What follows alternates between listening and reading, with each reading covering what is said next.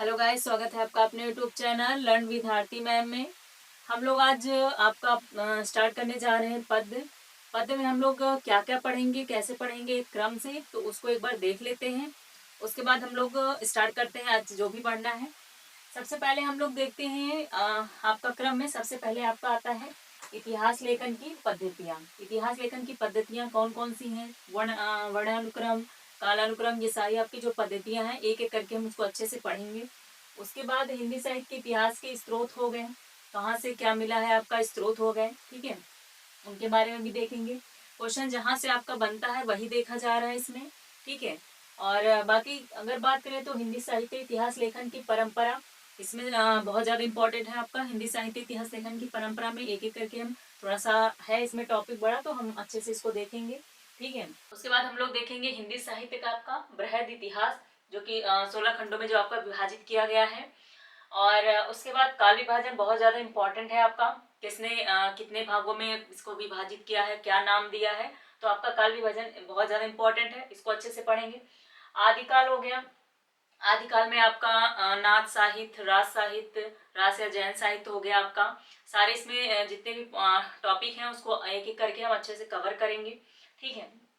बाकी भक्ति काल हो गया, सगुण धारा, निर्गुण धारा, रीतिकाल, रीतिबद्ध, रीतमुक्त, रीति सिद्ध आपके इस रीतिकाल में आएंगे। उसके बाद आधुनिक काल आपका बहुत ही बड़ा टॉपिक भी है और काफी ज्यादा इंपॉर्टेंट भी है, जो कि सबसे ज्यादा क्वेश्चन आपके पूछे जाते हैं आधुनिक काल से, तो इसको हम अच्छे से और विस्तृत पढ़ेंगे। बाकी हम लोग एक एक करके आपका टॉपिक जो पढ़ेंगे, बाकी जब जिसके बारे में पढ़ेंगे उसका भी क्लासिफिकेशन जब उसके टॉपिक आएगा तो उसमें ही क्लासिफिकेशन करके पढ़ेंगे, ताकि आपके रहे कि आपको क्या पढ़ना है, ठीक है, एक क्रम से रहे कि क्या पढ़ रहे हैं। बाकी चलिए आज हम लोग टॉपिक पढ़ेंगे आपका इतिहास लेखन की पद्धतियाँ, ठीक है। इतिहास लेखन की पद्धतियों में हम लोग आज स्टार्ट करने जा रहे हैं।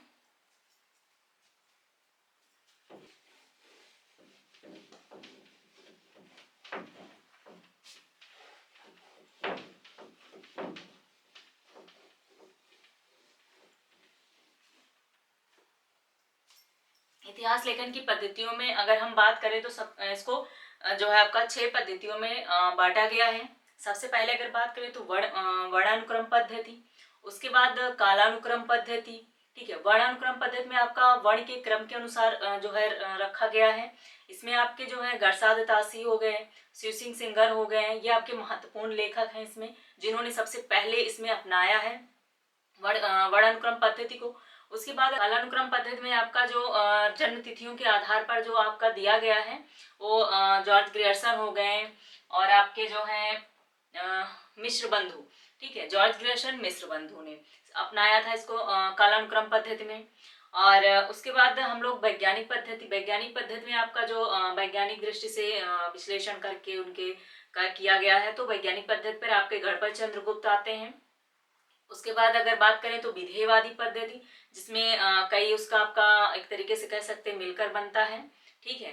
तो चाहे कालानुक्रम हो गया, तुलनात्मक, ये सब आपके जो रचनाकारों का परिचय दिया जाता है तो आपके इसमें आता है, जो कि इसके विधेयवादी पद्धति के जनक बहुत पूछे जाते हैं, तो आपके इसके जनक जो है तेन है और बाकी प्रयोक्ता आपके रामचंद्र शुक्ल है, ठीक है। और आलोचनात्मक इतिहास की अगर बात करें तो इसमें आलोचनात्मक पद्धति जो आपकी आएगी उसमें आपके राम कुमार वर्मा हो गए।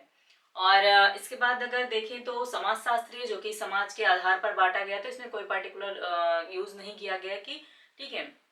तो इसलिए हम एक एक करके पद्धतियों के बारे में पढ़ते हैं। सबसे पहले क्लासिफिकेशन कर लेते हैं इसका।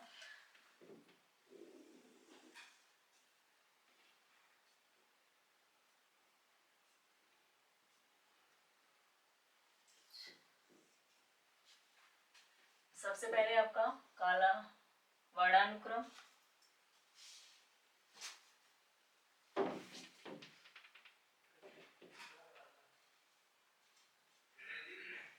वर्णानुक्रम, वर्णानुक्रम पहला हो गया। दूसरा आपका कालानुक्रम, ठीक है, दूसरा आपका कालानुक्रम। तीसरा आपका वैज्ञानिक पद्धति, वैज्ञानिक पद्धति, विधेयवादी,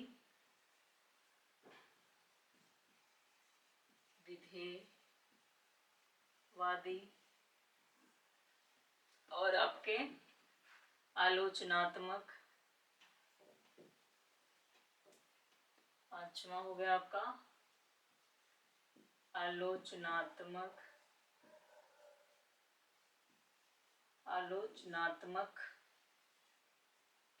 नीचे देख लेते हैं हम लोग।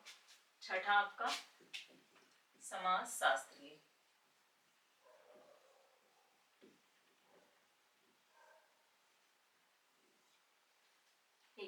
ये आपके 6 टॉपिक हो गए। इसमें 6 पद्धतियां हो गई जो कि काल क्रमानुसार आपके वर्णानुक्रम, कालानुक्रम, वैज्ञानिक पद्धति, विधेयवादी पद्धति, आलोचनात्मक और समाजशास्त्रीय।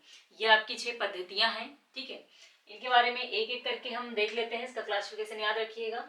इसको 6 भागों में बांटा गया। इतिहास लेखन की पद्धतियां कितनी हैं? आपकी 6 हैं। ठीक है, सबसे पहले हम लोग स्टार्ट करते हैं वर्णानुक्रम।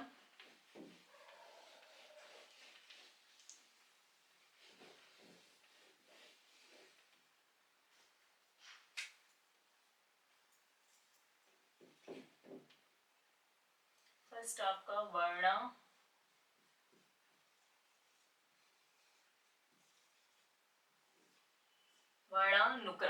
वर्णानुक्रम वर्ण प्लस अनुक्रम, ठीक है, मिलकर बना होता है। मतलब वर्णों के क्रम से मिलकर जो बनते हैं वो आपके वर्णानुक्रम कहलाते हैं। इसकी परिभाषा देख लेते हैं हम लोग।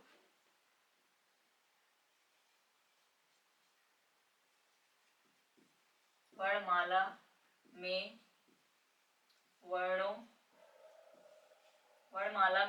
के क्रम, वर्णमाला में वर्णों के क्रम से वर्णमाला में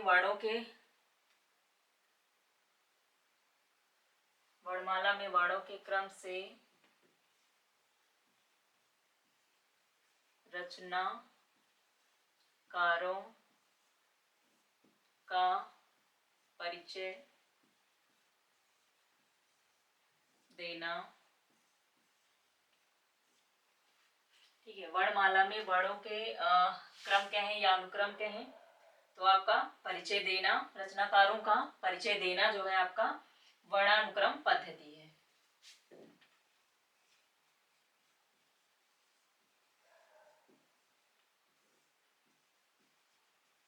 वर्णानुक्रम पद्धति है। ठीक है, वर्णमाला में वर्णों के क्रम से या अनुक्रम कहें, रचनाकारों का परिचय देना वर्णानुक्रम पद्धति है। यह पद्धति जो है सबसे पुरानी, देखिएगा, यह पद्धति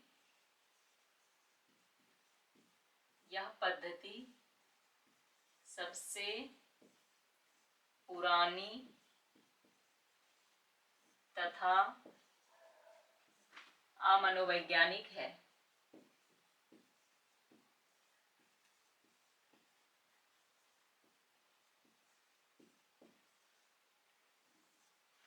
यह पद्धति सबसे पुरानी तथा अमनोवैज्ञानिक पद्धति है। ठीक है, अगर सबसे पुरानी पद्धति कौन सी है तो आपका वर्णानुक्रम पद्धति। यह पद्धति सबसे पुरानी तथा अमनोवैज्ञानिक है। अवैज्ञानिक तथा आपका, इसको आप कह सकते हो कि डिक्शनरी के अकॉर्डिंग रखा गया है।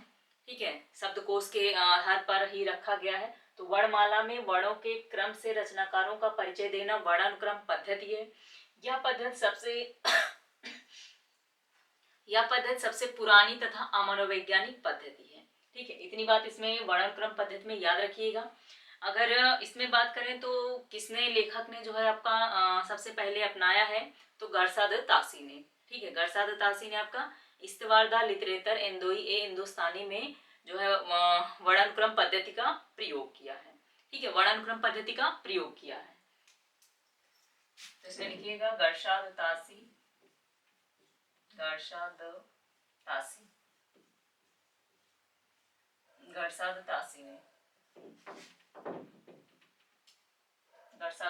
ने अपनी पुस्तक, गरसाद तासी ने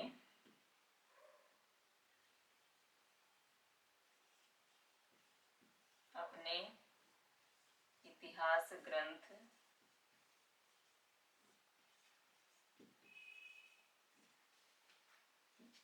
गरसाद तासी ने अपने इतिहास ग्रंथ इस्तवार द ला लिटरेचर अपने इतिहास ग्रंथ इस्तवार द ला लिटरेचर इंदोई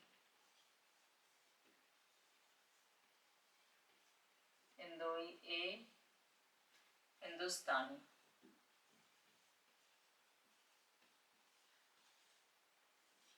ठीक है, अपने इतिहास ग्रंथ इस्तवार द लिटरेचर इंदोई ए हिंदुस्तानी में और तथा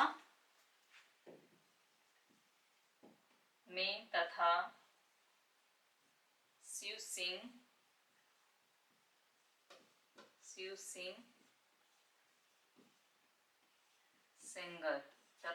सिंह सेंगर ने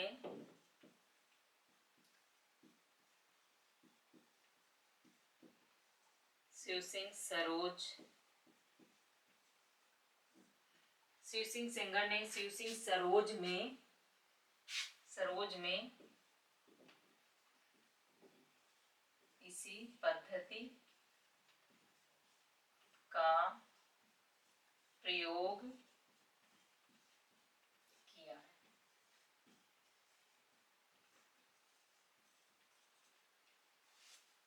ठीक है, ये पॉइंट्स हैं वर्णानुक्रम पद्धति के कि वर्णमाला में वर्णों के क्रम से रचनाकारों का परिचय देना वर्णानुक्रम पद्धति है। यह पद्धति सबसे पुरानी तथा अमनोवैज्ञानिक है। और अगर इसमें रचनाकार पूछे जाते हैं तो आपका गरसाद तासी, शिव सिंह सेंगर हो गए। ठीक है, गरसाद तासी इस्तवार द लिटरेचर इंदोई सबसे पहले इन्होंने अपने ग्रंथ में प्रयोग किया इसका। तो अगर पूछा भी जाता है कि वर्णानुक्रम पद्धति में सबसे पहली रचना कौन सी है तो आपका इस्तवार द लिटरेचर हिंदुस्तानी। और शिव सिंह सेंगर में आपका शिव सिंह सरोज में भी इस पद्धति का ही प्रयोग किया गया है। ठीक है, आगे हम लोग देखते हैं आपका कालानुक्रम पद्धति के आधार पर।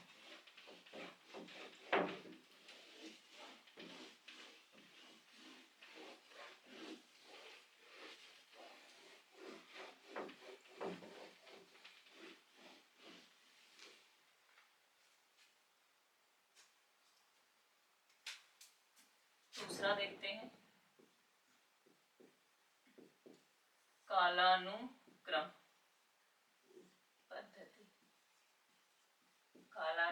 पद्धति। ठीक है, ये हो गया आपका कालानुक्रम पद्धति, यानी काल प्लस अनुक्रम लिख लीजिएगा इसमें चाहे तो, काल प्लस अनुक्रम। ठीक है, काल प्लस अनुक्रम यानी आप कह सकते हो कि जन्म तिथि के आधार पर रचनाकारों का परिचय देना।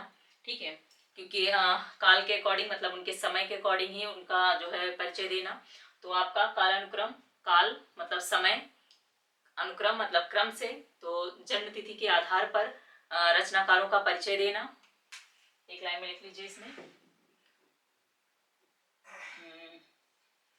जन्म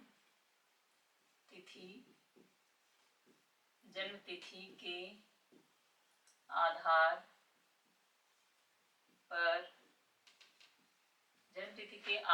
पर रचनाकारों का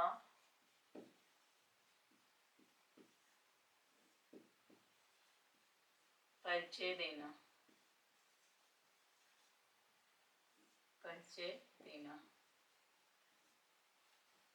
ठीक है, जन्म तिथि के आधार पर रचनाकारों का परिचय देना ही आपका वर्णानुक्रम पद्धति कहलाता है, कालानुक्रम पद्धति कहलाता है। ठीक है, जन्म तिथि के आधार पर रचनाकारों का परिचय देना ही जो है आपका कालानुक्रम पद्धति है।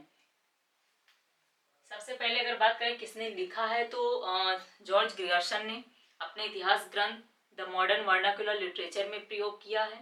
ठीक है, और इसे जब पढ़ते हैं तो पता भी चलता है कि आपका सबसे पहले क्वेश्चन पूछा जाता है कि कालानुक्रम के आधार पर सबसे पहले अपने उसको किसने विभाजित किया, किसने प्रयोग किया, किसकी इतिहास में प्रयोग किया गया है, तो आपका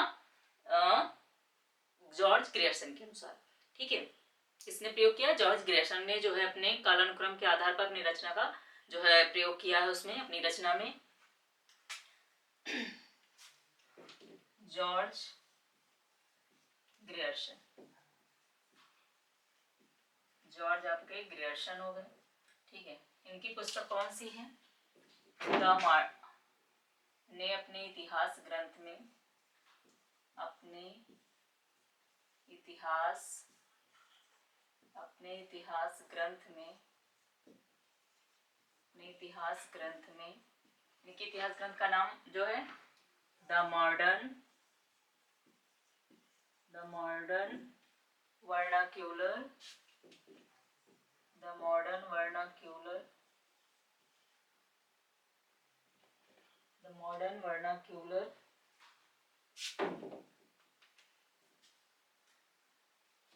the modern vernacular literature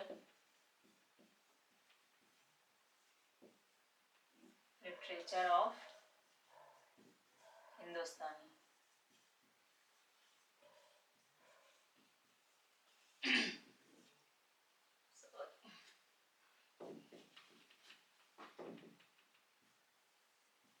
हिंदुस्तानी ने अपने, जॉर्ज ग्रेसन ने अपने इतिहास ग्रंथ the modern vernacular literature of Hindustani में इस पद्धति का प्रयोग किया है। चाहे तो आप लिख लीजिए उसके आगे ही, ठीक है। इस पद्धति का प्रयोग किया है, तो जॉर्ज ग्रेसन ने सबसे पहले अपने में कालानुक्रम पद्धति का अपने इस इतिहास ग्रंथ में जो है the modern vernacular literature of Hindustani में इस पद्धति का प्रयोग किया है, ठीक है। इस पद्धति का प्रयोग किया गया है। उसके बाद हम आगे देखते हैं वैज्ञानिक पद्धति। आपके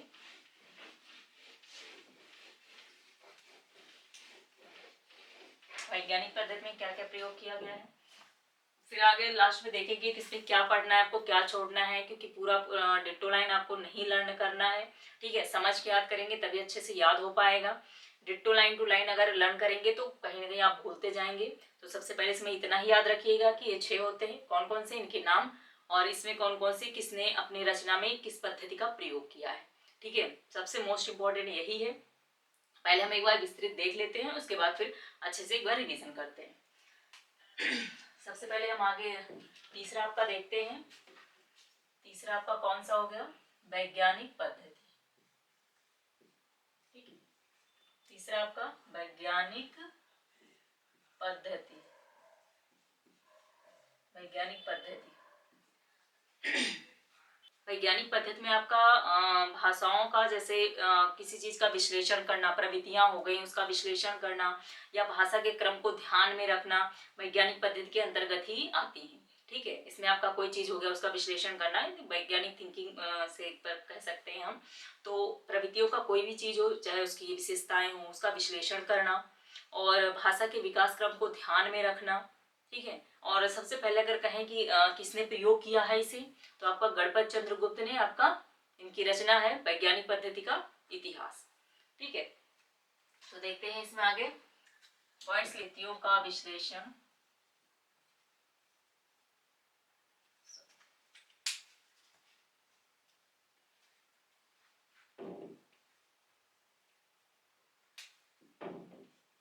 प्रविधियों का विश्लेषण,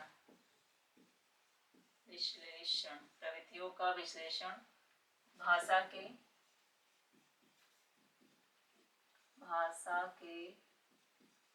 विकास क्रम को ध्यान में रखना,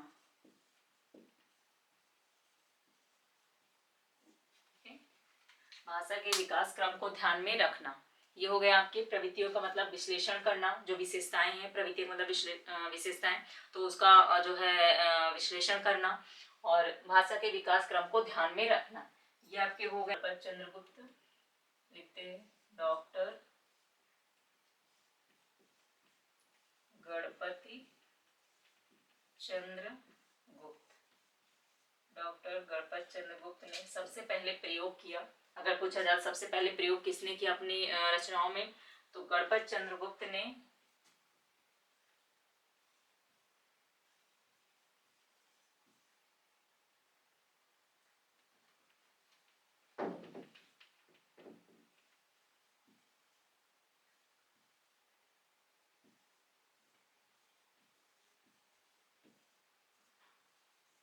सबसे पहले प्रयोग किया,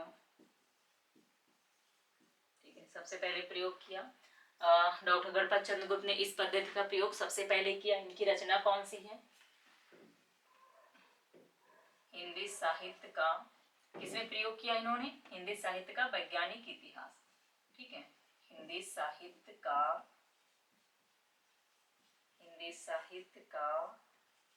वैज्ञानिक इतिहास।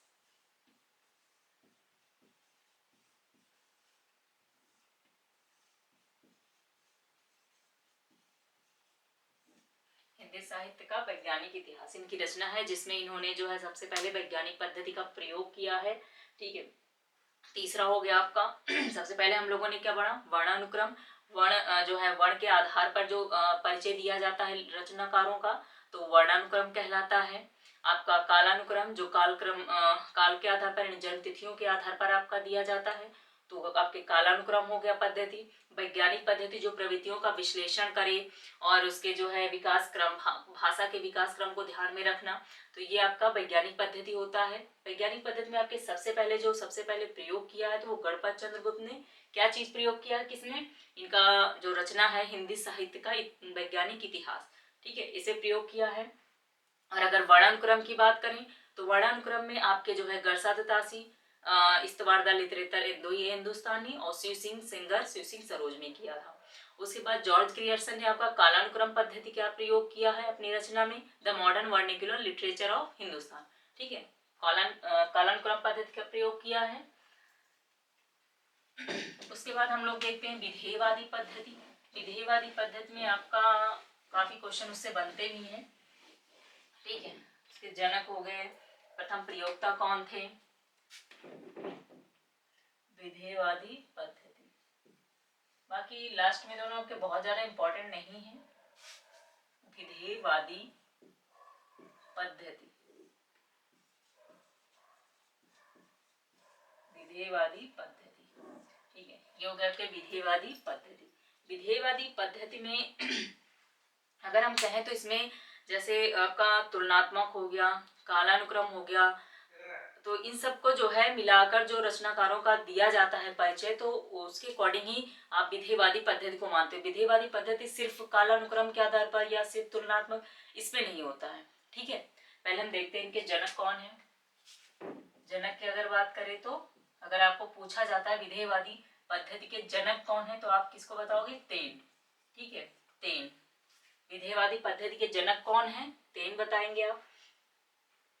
इसमें जाति, वातावरण, क्षण को महत्व दिया गया है, ठीक है। विधेयवादी पद्धति में जाति हो गया, वातावरण हो गया, जाति, वातावरण और क्षण को महत्व दिया गया है। और अगर इसमें प्रथम प्रयोक्ता की बात करें, प्रथम प्रयोक्ता, प्रथम प्रयोक्ता में आपके कौन आएंगे?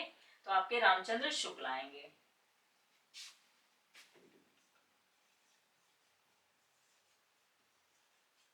आचार्य रामचंद्र शुक्ल, आचार्य रामचंद्र शुक्ल, ठीक है। प्रथम प्रयोक्ता कौन कौन है? आचार्य रामचंद्र शुक्ल हो गए आपके, ये हो गए। और जनक कौन कहेंगे? तेन कहेंगे। जाति और वातावरण क्षण को महत्व दिया गया है, ये भी याद रखिएगा, ठीक है। बाकी इसमें मेन यही है कि जनक कौन है? तेन हो गए। प्रथम प्रयोक्ता आचार्य रामचंद्र शुक्ल हो गए। और इसमें जो रचनाकारों का परिचय दिया जाता है वो रचनाकारों का परिचय सबसे पहले इसमें आता है कालानुक्रम पद्धति के आधार पर,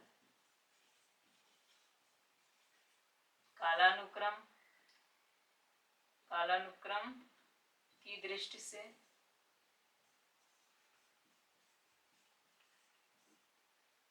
और दूसरा प्रवृत्तियों,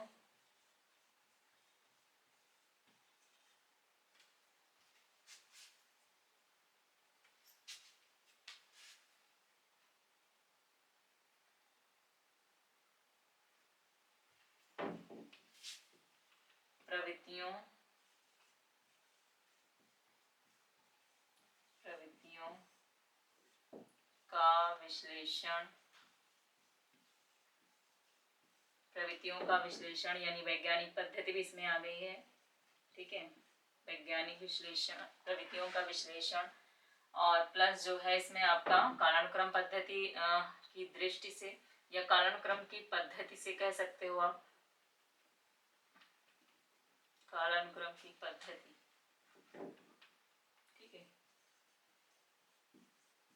कालानुक्रम की पद्धति, प्रवृत्तियों का विश्लेषण हो गया, और तुलनात्मक दृष्टिकोण,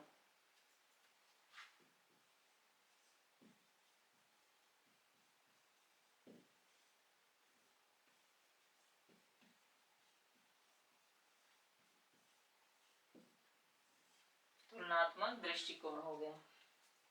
ये इसमें प्रयोग किया गया कि रचनाकारों का जो परिचय दिया जाता है वो कोई सिर्फ या कह दिया जाए कि कालानुक्रम प्रवृत्तियों के आधार पर या प्रवृत्तियों का विश्लेषण करके तुलनात्मक दृष्टिकोण, तो ऐसा नहीं हो सकता इसमें। ठीक है, तीनों का प्रयोग इसमें किया जाता है। वो कालानुक्रम पद्धति में भी रहेंगे, प्रवृत्तियों का उसमें विश्लेषण यानी वैज्ञानिक पद्धति का भी प्रयोग किया जाएगा, तुलनात्मक दृष्टिकोण भी रहेगी उसमें। तो ये आपका विधेयवादी पद्धति है। ठीक है, विधेयवादी पद्धति इसमें अलग है, इसी वजह से इसे पूछे भी जाते हैं। सबसे ज्यादा इंपॉर्टेंट इसके जनक हो गए तेन, और प्रथम प्रयोक्ता की अगर बात करें तो आचार्य रामचंद्र शुक्ल हो गए इसमें आपके। ठीक है, प्रथम प्रयोक्ता आचार्य रामचंद्र शुक्ल हो गए। रचनाकारों का परिचय, कालानुक्रम पद्धति, प्रवृत्तियों का विश्लेषण और आपका तुलनात्मक दृष्टिकोण, ये याद रखिएगा इसमें।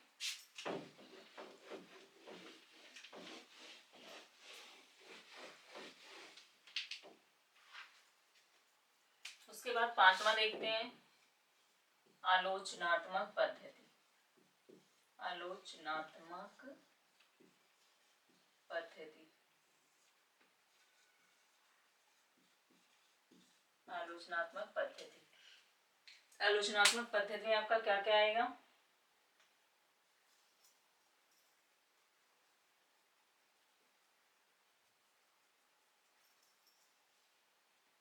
आलोचनात्मक पद्धति में आपका इसमें आपके रचनाकारों के जीवन परिचय से ज्यादा उनके जो है मूल्यांकन पर बल दिया जाएगा। ठीक है, रचनाकार उनकी रचनाओं से ज्यादा उनके मूल्यांकन पर बल दिया जाएगा।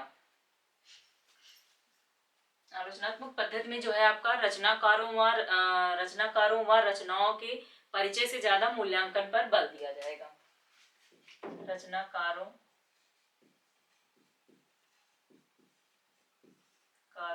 व रचनाओं, रचनाकारों व रचनाओं के आपके परिचय से ज्यादा, के परिचय से ज्यादा मूल्यांकन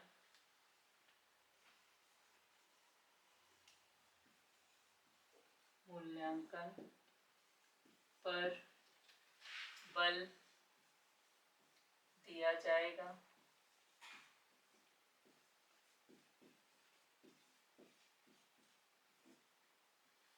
ठीक है, रचनाकारों व रचनाओं के परिचय से ज्यादा इसमें आपका उनके परिचय ज्यादा मूल्यांकन पर बल दिया जाएगा।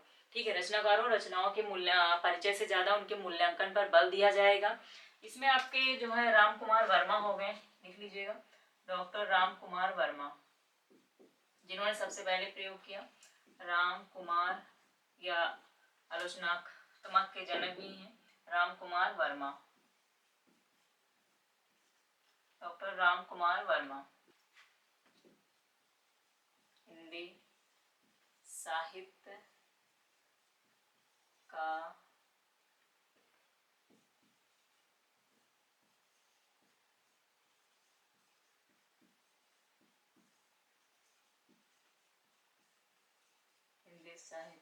आलोचनात्मक,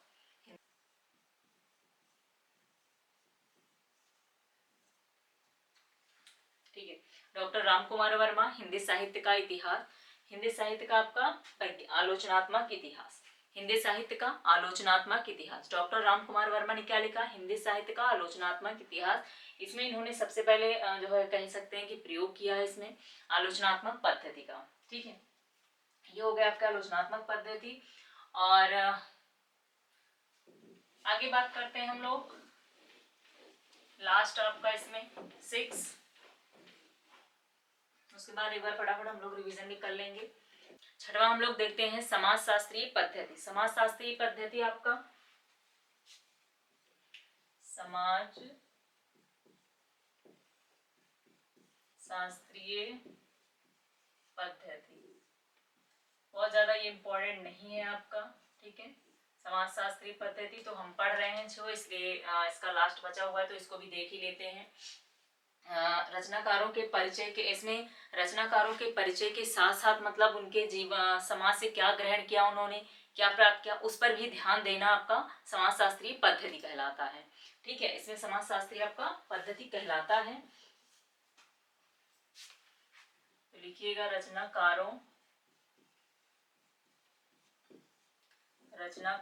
के परिचय के साथ साथ, रचनाकारों के परिचय के साथ साथ इस बात पर बल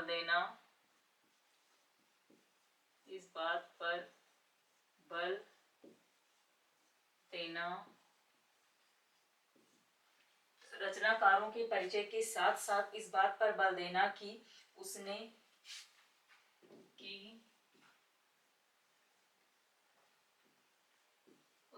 समाज, रचनाकारों के परिचय के साथ साथ इस बात पर बल देना कि उसने समाज से क्या कुछ ग्रहण किया,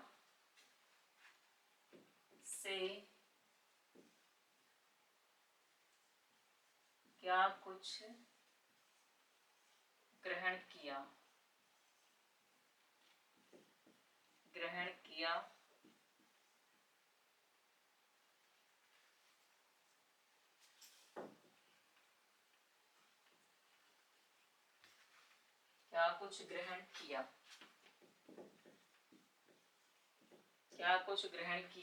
ठीक है। रचनाकारों के परिचय के साथ साथ इस बात पर बल देना कि उसने समाज से क्या कुछ ग्रहण किया तथा रचनाकारों का समाज पर प्रभाव, ग्रहण किया तथा रचनाकारों का